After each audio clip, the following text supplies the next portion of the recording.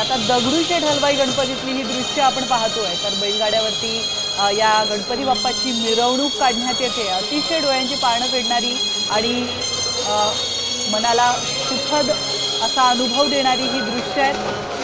दगडूशेठ हलवाई गणपतीची ही दृश्य आहेत। तर मोठ्या रथावर हा गणपती विराजमान झालेला आहे आणि आता अखेरच्या प्रवासासाठी हा गणपती निघालाय। तर आपण पाहतो दरवर्षी आपल्या मंदिरातून हा गणपती काढून मिरवणुकीमध्ये प्राण प्रतिष्ठा करत मंडपामध्ये या गणपतीला घेऊन जातात आणि त्यानंतर शेवटच्या दिवशी म्हणजे 11व्या दिवशी विसर्जनावेळी देखील या गणपतीची अशीच थाटामाटा ढोल ताशाच्या गजरामध्ये मिरवणूक निघते। आणि या गणपतीचं विशेष म्हणजे विसर्जन केलं जात नाही, तर त्याला पुन्हा आपल्या मंदिरामध्ये येऊन त्याची प्राणप्रतिष्ठा पुन्हा एकदा केली जाते। तर कित्येक वर्षांची ही परंपरा आहे। दगडूशेठ हलवाई या गणपतीचं विसर्जन न करता त्याला पुन्हा एकदा मंदिरामध्ये आणून ठेवलं जातं आणि वर्षभर हा गणपती बाप्पा आपल्या भाविकांना आशीर्वाद देत असतो।